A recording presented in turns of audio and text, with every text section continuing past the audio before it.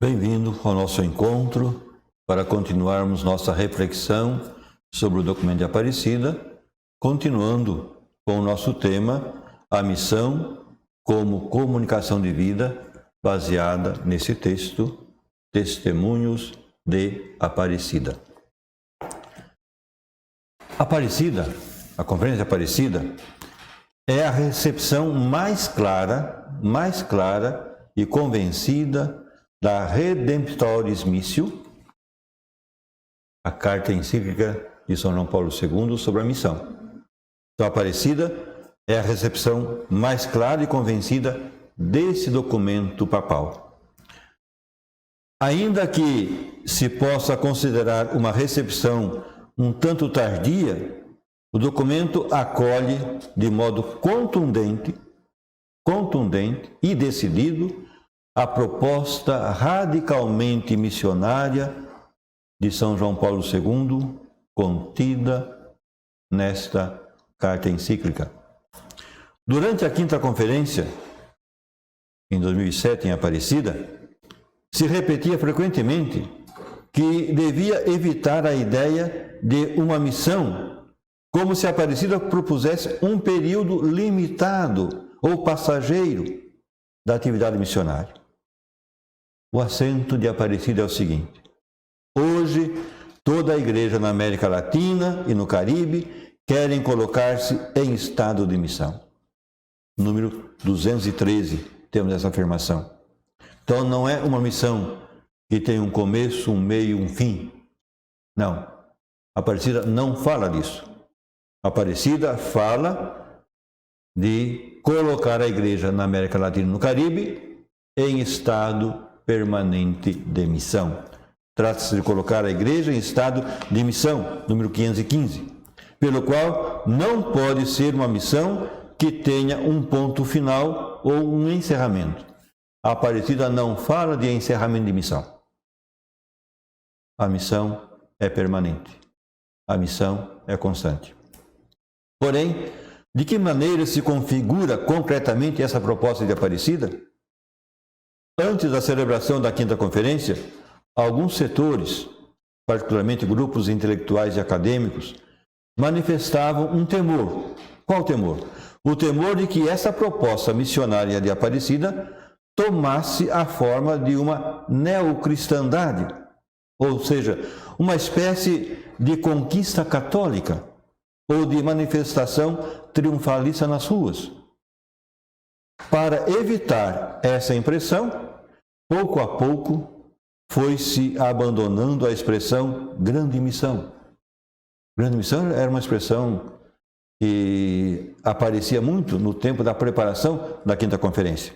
E se preferiu então falar de missão continental. Então, os bispos saem de Aparecida com o compromisso de realizar a missão continental, ou a América Latina inteira em estado de missão.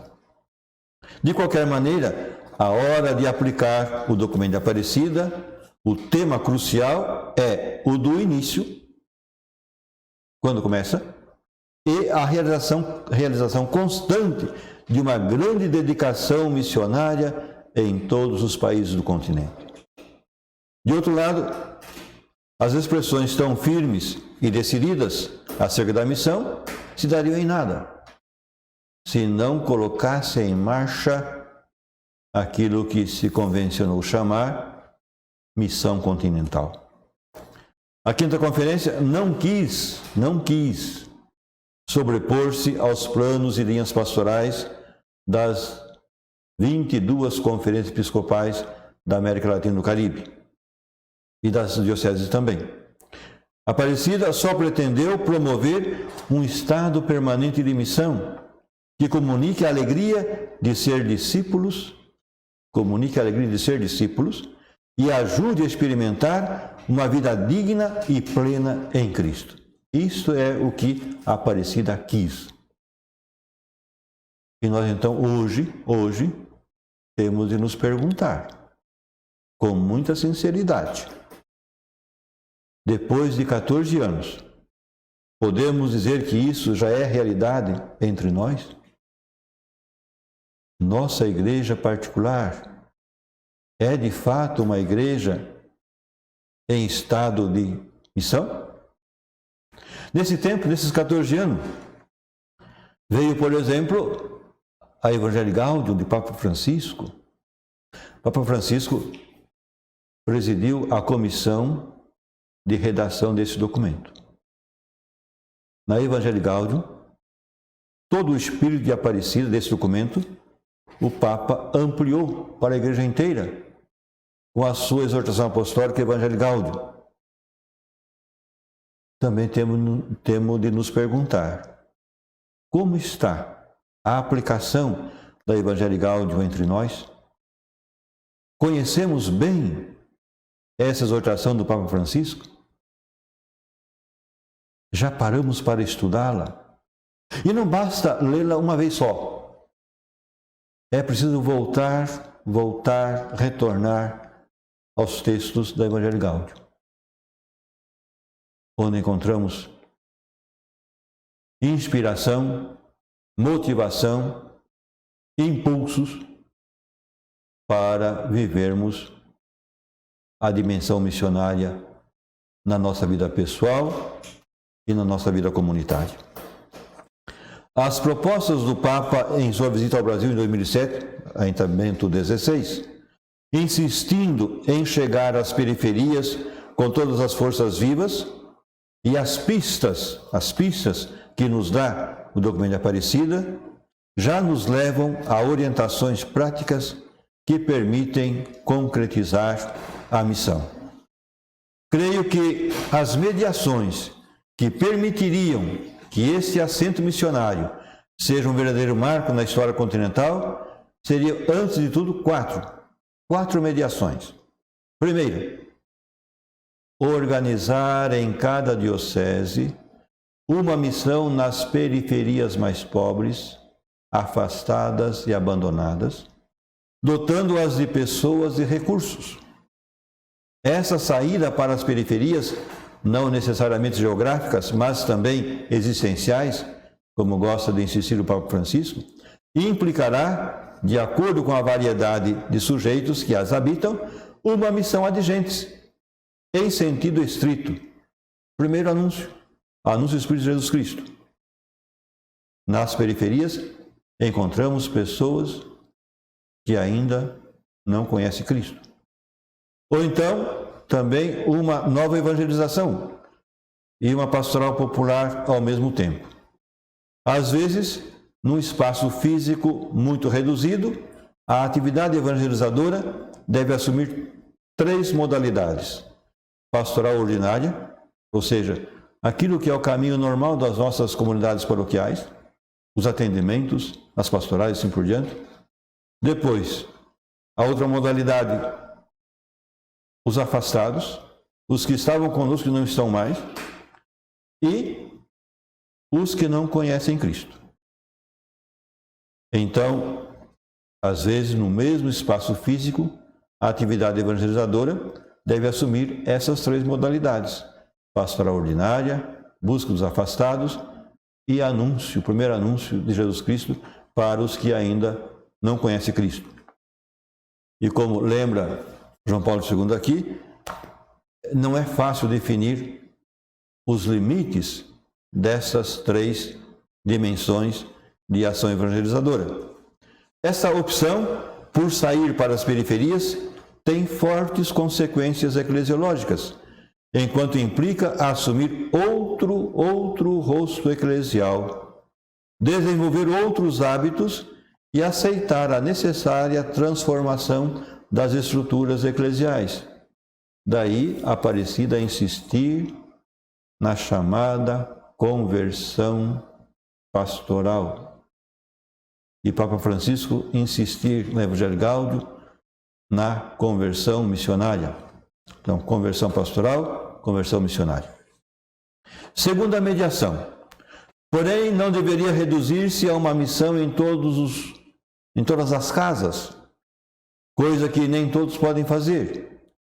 Aqui aparece uma segunda vertente para a missão. Criar espaços de acompanhamento e de formação de leigos que cumprem sua missão específica na vida pública. Esse sair de si de uma igreja mais missionária implica esta forma de missão ad gentes, dirigida aos novos areópagos da sociedade, que devem receber o primeiro anúncio. Porém, isso exige uma inserção missionária muito maior dos católicos nas instituições, grupos e atividades da vida pública. Papa Bento XVI, quando veio para a Quinta Conferência, falando aos bispos do Brasil, na Catedral da Sé, em São Paulo, perguntava: onde estão aqueles testemunhos católicos na vida pública, nas atividades da vida pública? Onde estão? Terceira mediação. A Aparecida disse que a missão nos exigirá aprofundar e enriquecer todas as razões e motivações que permitam converter cada cristão em discípulo missionário. Por isso, a terceira mediação desse caminho missionário consiste em incorporar constantemente na pregação as motivações e estímulos que alentem o compromisso missionário de todos os cristãos. Ou seja, nas pregações, lembrar que desde o nosso batismo nós somos missionários, batizados e evangelizados. Refletimos ainda há pouco tempo no mês missionário extraordinário realizado. E quarta mediação, finalmente suporá um grande caminho de renovação querigmática. Renovação querigmática, que transfigure todas as tarefas da pastoral ordinária, atravessando-as pelo primeiro anúncio. O Papa Francisco insiste, como também Bento XVI já insistia, João Paulo II já tinha insistido aqui também, nessa questão de uma evangelização querigmática, uma catequese querigmática, uma pastoral querigmática. Ou seja, que anuncia, e o Papa Francisco diz, não basta anunciar uma vez, anunciar que nós somos amados por Deus, que Deus nos amou tanto que nos enviou o seu Filho deu a vida por cada um de nós, nos libertou do pecado, nos fez novas criaturas. Aí está a beleza da vida cristã. Então esse anúncio não pode ser dado por descontado. É preciso constantemente lembrar nosso povo. Dentro desse grande marco prático, há duas questões muito ressaltadas no documento de Aparecida, que deveriam integrar-se nessa missão. A animação bíblica de toda a pastoral. Missão com a Bíblia na mão. E aqui nós olhamos para a igreja no Brasil, olhamos para as diretrizes da ação evangelizadora da igreja no Brasil, nas atuais, que fala da comunidade eclesial missionária, que é sustentada por 4 pilares. Dentre os 4 pilares está o pilar da Palavra de Deus. E que há pouco tempo a nossa Conferência Episcopal, a CNBB, publicou um estudo sobre esse tema. A animação bíblica da pastoral. E o Verbo se fez carne e habitou entre nós.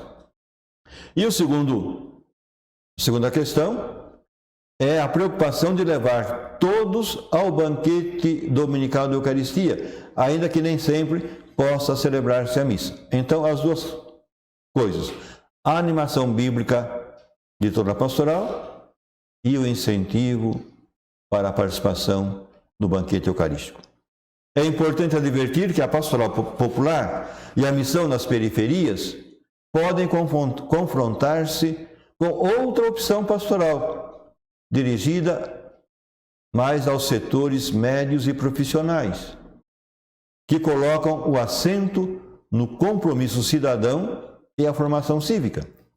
O documento de Aparecida evita essa dialética e incorpora ambas as opções em sua proposta missionária. Então, o número 174 de Aparecida vai dizer o seguinte: 174.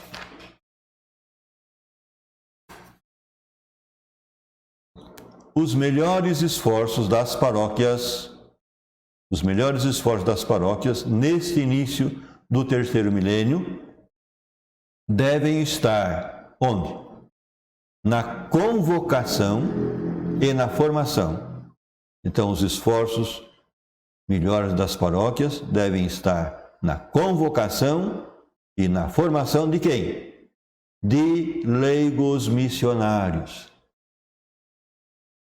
Não teremos missão, igreja em estado permanente de missão, se não afrontarmos essa questão séria. Convocar e formar leigos missionários. Isso que estou fazendo aqui com vocês é uma tentativa de chamar a atenção para essa realidade missionária que está presente em cada um de nós desde o nosso batismo. Só através da multiplicação deles, dos leigos missionários, poderemos chegar a responder, diz Aparecida, às exigências missionárias do momento atual. Também é importante recordar que o campo específico da atividade evangelizadora leiga é o complexo mundo do trabalho, da cultura, das ciências e das artes, da política, dos meios de comunicação e da economia, assim como as esferas da família, da educação, da vida profissional, sobretudo nos contextos onde a igreja se faz presente somente por eles. No missal, existe uma missa própria para os leigos. E a oração depois da comunhão reza justamente para que os leigos sejam presença da igreja lá onde eles vivem e atuam como profissionais. O leigo está ali, no seu lugar, como presença da igreja. É o que diz também aqui Aparecida. No documento síntese prévio Aparecida, porque houve uma grande consulta antes da Assembleia acontecer em 2007, houve uma preparação, houve consultas e as respostas à consulta foi sintetizada aqui nesse texto que foi chamado de documento conclusivo. E esse documento, então, faz referência à necessidade de integrar na missão as diversas orientações pastorais. No número 82 desse documento, encontramos o seguinte, muito interessante. No século XX, a vida da igreja latino-americana esteve marcada por diversas tendências, às vezes confrontadas entre si. Acreditamos que chegou a hora de criar novas sínteses integradoras, não que divide, mas que integra, por meio de grande amor à verdade, de abertura fraterna e de diálogo respeitoso. Então, o caminho, amor à verdade, abertura fraterna e diálogo respeitoso. Por exemplo, então, vai falar de síntese integradora, aí cita uma série de exemplos. Entre evangelização e sacramentalização. Não são coisas opostas. Precisa de uma síntese. Entre testemunho e anúncio. Entre anúncio e denúncia. Não são coisas opostas. Entre pastoral popular e formação de leigos. Entre opção preferencial pelos pobres e atenção à classe média e aos grupos dirigentes. Entre pastoral, espiritualidade e compromisso social. Entre valores tradicionais e buscas atuais. Entre libertação social e promoção da fé. Entre teologia e prática. Entre culto e testemunho de vida. entre causas locais e nacionais e abertura para a América Latina e o mundo, entre identidade católica e abertura para o diálogo com os diferentes. Não se trata, diz o nosso texto, de enfraquecer ou relativizar alguma dessas exigências, mas de que a pessoa de Jesus Cristo ilumine todas essas realidades e lhes permita uma articulação adequada. Mas é preciso dizer também que a Aparecida destaca de modo particular a opção pelos pobres, que é preferencial, porque deve atravessar todas as nossas estruturas e prioridades pastorais. A Aparecida afirma isso no número 396. Assim, não aparece como uma opção possível entre outras, mas como uma dimensão que deve impregnar o conjunto de toda a organização pastoral. Por conseguinte, ainda, o compromisso nas instituições da vida pública deveria orientar-se a procurar uma vida melhor para os mais pobres e a defender particularmente seus direitos. Se nesta nova etapa missionária se requer um sinal de comunhão que permita advertir, recordar e celebrar o espírito latino-americano dessa missão, poderia estabelecer-se um domingo anual no qual todas as dioceses celebrem simultaneamente um ato massivo, o Dia da Missão Continental, e reavivar assim o ardor e o compromisso. Foi uma proposta de Aparecida. Ao apresentar a missão como comunicação de vida digna e plena, Aparecida recolhe a vitalidade que caracteriza os povos latino-americanos e outorga uma nota peculiar às suas buscas espirituais. Nosso texto diz, no número 350, o seguinte: nossos povos não querem andar pelas sombras da morte. Nossos povos não querem andar pelas sombras da morte. Têm sede de vida e felicidade em Cristo. Buscam-no como fonte de vida. O próprio Jesus se definiu como vida. Eu sou o caminho, a verdade e a vida. Esta é uma característica que alguns autores, entre eles o teólogo Rafael Tello, já citado em outros momentos, têm apresentado como própria dos mais pobres do continente. Ele diz: para a cultura de origem europeia, o cristianismo era primordialmente salvacionista. Para a cultura índio-americana, a religião é imediatamente estruturante da vida dos homens e só imediatamente toma um enviesamento salvacionista, porque a vida dos homens necessita ser salva. As virtudes teologais, fé, esperança e caridade, elevam para a vida divina, porém, sem destruir, ao contrário, fortalecendo a vitalidade humana. As virtudes teologais, exercitadas por uma atividade humana que age condicionada pela cultura popular, são diretamente impregnadas por esta, e assim, coloridas, medem, regulam e informam todo o organismo das virtudes morais, isto é, as forças operativas morais do homem, determinando, segundo o objeto de cada virtude, que é, como e em que medida algo é bom ou mal, ou seja, é um modo de atuar conveniente ou inconvenientemente para esse homem concreto. O mesmo se reflete amplamente na literatura latino-americana. Para colocar só um exemplo, recordemos as palavras de Gabriel Garcia Marques. Numa de suas obras, ele diz: diante da opressão, do saque e do abandono, nossa resposta é a vida. Nem os dilúvios, nem as pestes, nem as grandes fomes, nem os cataclismas, nem sequer as guerras eternas através dos séculos têm conseguido reduzir a vantagem tenaz da vida sobre a morte. Uma vantagem que aumenta e se acelera. Cada ano tem 74 milhões de nascimentos mais do que de mortes. A maioria deles nascem em países com menos recursos, e entre eles os países da América Latina.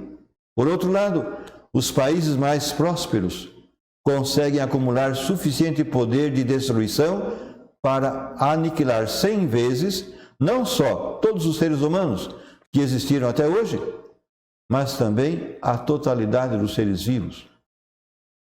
Nos sentimos com o direito de crer, que, todavia, não é tarde para empreender a criação de uma utopia contrária.